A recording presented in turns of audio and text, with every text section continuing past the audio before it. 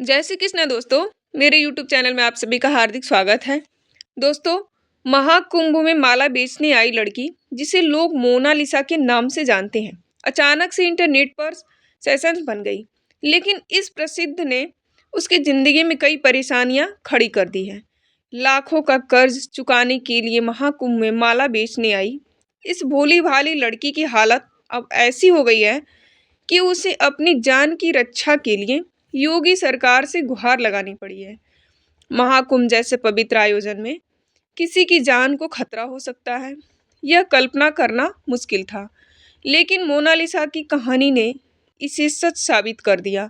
अपनी कजरारी आंखों और मासूमियत भरे चेहरे से लाखों दिलों की धड़कन बन चुकी मोनालिसा अभी इसी स्टारडम के कारण डर और धमकियों का सामना कर रही है। मोनालिसा, जो सिर्फ माला बेचने के लिए महाकुंभ आई थी, इंटरनेट पर वायरल होने के बाद आम जिंदगी जीने में मुश्किलें महसूस कर रही है। लोग उसे हर जगह घेर लेते हैं, फोटो और वीडियो बनाने लगते हैं। उसकी यह लोकप्रियता उसके लिए खुशी नहीं बल्कि परेशानी बन गई है। वायरल होने की शुरुआती दिनों में यह ध्यान आकर्षण उसे अच्छा लगा, लेकिन धीरे धीरे यह बोझिल और डरावना साबित हुआ। लोगों की भीड़ ने ना सिर्फ उसके काम को प्रभावित किया, बल्कि उसकी सुरक्षा को भी खतरे में डाल दिया। पत्रकारों और यूट्यूबरों ने उसे चैन से जीने नहीं दिया। हर वक्त उसे घेर लिया जाता है और वीडियो बनाए जाते हैं। मोनालिसा ने बताया कि वायरल होने के बाद से माला की बिक्री में गिरावट आई है। लोग माला खरीदने के बजाय सिर्फ वीडियो बनाने आते हैं। एक दिन तो पत्रकारों और यूट्यूबरों की भीड़ ने उसे घेर लिया, जिससे वह पूरा दिन एक भी माला नहीं बेच पाई। स्थिति तब और गंभीर हो गई जब मोनालिसा के भाई ने वीडियो बनाने वालों को रोकने की कोशिश की। इसके बाद उन पर हमला कर दिया गया और 9 लोगों ने मिलकर उनके भाई की पिटाई की, जिससे मोनालिसा भी घायल हो गई। रोते हुए मोनालिसा ने मीडिया के सामने अपनी पीड़ा व्यक्त की और मुख्यमंत्री योगी आदित्यनाथ से मदद की अपील की। उसने बताया कि उसके परिवार ने कर्ज लेकर महाकुंभ मेले में सामान खरीदा था, लेकिन अब धमकियों और उत्पीड़न के कारण वह बेच नहीं पा रही है। अब हालत ऐसी हो गई है कि उसे महाकुंभ छोड़ने का विचार करना पड़ रहा है। परिवार की सुरक्षा और आर्थिक संकट ने मोनालिसा को बुरी तरह झोर कर रख दिया है। एक गरीब परिवार की लड़की जो अपने और अपने परिवार का पेट पालने के लिए महाकुंभ जैसे धार्मिक स्थल पर संघर्ष कर रही थी, आज सोशल मीडिया पर चर्चा का विषय बन गई है। यह घटना दिखाती है कि साधारण लोग भी किस तरह सोशल मीडिया के जरिए रातों रात प्रसिद्ध हो सकते हैं। मोनालिसा की कजरारी आंखें और उसकी मासूम मुस्कान ने उसे खास बना दिया है। कई मीम्स और पोस्ट में उसे भारत की पारंपरिक सुंदरता का प्रतीक बताया जा रहा है। इस घटना ने साबित किया कि असली खूबसूरती महंगे कपड़ों और मेकअप में नहीं, बल्कि सादगी और आत्मिक पवित्रता में होती है। मोनालिसा की सादगी, उसका रुद्राक्ष की माला बेचने का काम और उसकी पारंपरिक वेशभूषा भारतीय संस्कृति की गहराई को दर्शाते हैं। उसने यह साबित कर दिया कि अगर उसके पास सच्चाई और सादगी है, तो आप किसी भी परिस्थिति में खास बन सकते हैं।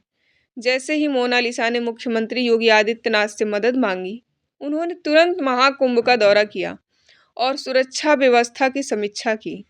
मुख्यमंत्री ने इस मामले को गंभीरता से लेते हुए महाकुंभ में बढ़ते खतरे का संज्ञान लिया और हवाई सर्वेक्षण किया। उन्होंने यह स्पष्ट आदेश दिया कि जो भी व्यक्ति किसी भी बेटी या फिर किसी भी व्यक्ति को परेशान करता है, तो उस पर तुरंत कार्रवाई की जाएगी। महाकुंभ में हर साल लाखों श्रद्धालु स्नान के लिए आते हैं। इस बार 29 जनवरी को मौनी अमावस्या और 3 फरवरी को बसंत पंचमी के प्रमुख स्नान होने वाले हैं। मुख्यमंत्री ने यह सुनिश्चित किया कि सभी श्रद्धालु सुरक्षित रहें और कोई भी असामाजिक तत्व महाकुंभ की पवित्रता को प्रभावित ना कर सके।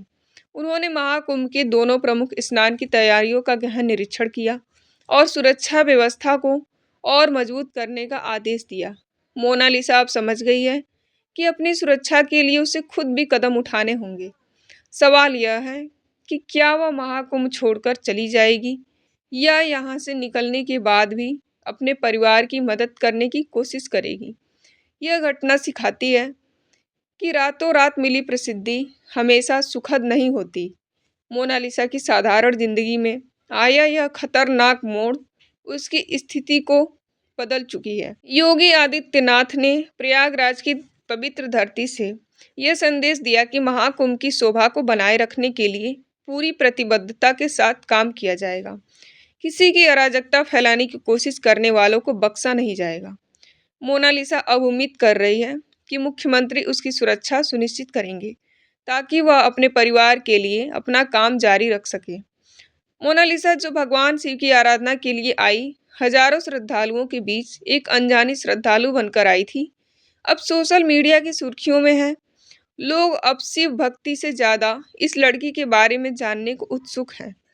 उसकी कजरारी आंखें, उसकी और उसके हाथों में रुद्राक्ष की मालाएं उसे एक नई पहचान दे चुकी है।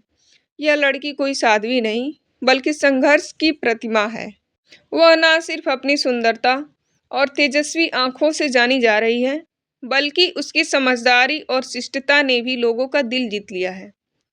उसकी कहानी यह साबित करती है कि सादगी और संघर्ष से भी पहचान बनाई जा सकती है।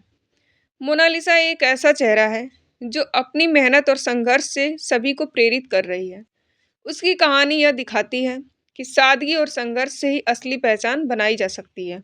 लेकिन सवाल यह है कि क्या यह उचित है कि एक धार्मिक स्थल जहां करोड़ों लोग देश विदेश से आस्था की डुबकी लगाने आते हैं, वहां एक साधारण लड़की को केंद्र में रखकर सोशल मीडिया पर वायरल कर दिया जाए।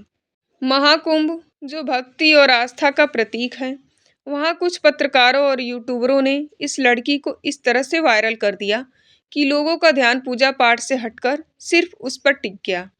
महाकुंभ में आने वाले युवा अब मेले में इस लड़की को ढूंढ रहे हैं। लेकिन क्या इस वायरल होने से इस गरीब लड़की को कोई फायदा हुआ? इसका जवाब है नहीं, बल्कि इस प्रसिद्धि ने उसके लिए एक बड़ी समस्या बन गई है। क्या महाकुंभ जैसे पवित्र स्थल पर इस तरह की घटनाएं होनी चाहिए? यह एक ऐसा सवाल है जो हर किसी को सोचना चाहिए। इससे पहले भी महाकुंभ में साध्वी हर्षा रिछारिया वायरल हुई थी और अब मोनालिसा सोशल मीडिया पर तेजी से लोकप्रिय हो रही है। लेकिन क्या इस लोकप्रियता का कोई सार्थक परिणाम है या नहीं? उसका यह रातों रात वायरल होना सिर्फ मोनालिसा की जिंदगी को और मुश्किल बना रही है। क्या मुख्यमंत्री योगी आदित्यनाथ मोनालिसा की मदद करेंगे? क्या उसकी सुरक्षा का पूरा इंतजाम किया जाएगा? यह सवाल अभी भी बाकी है। इस घटना ने यह सिखाया कि पहचान और स्टारडम के साथ बड़ी चुनौतियां आती हैं, इसलिए इसका बोझ हर किसी के लिए नहीं होता। मोनालिसा की कहानी हमें सोचने पर मजबूर करती है कि कभी कभी बिना चाहत के मिली पहचान परेशानी का कारण भी बन सकती है। अगर यह कहानी आपको पसंद आई हो तो कृपया अपनी राय कमेंट बॉक्स में ज़रूर दें। वीडियो को लाइक करें और हमारे चैनल को सब्सक्राइब करें। Thanks for watching.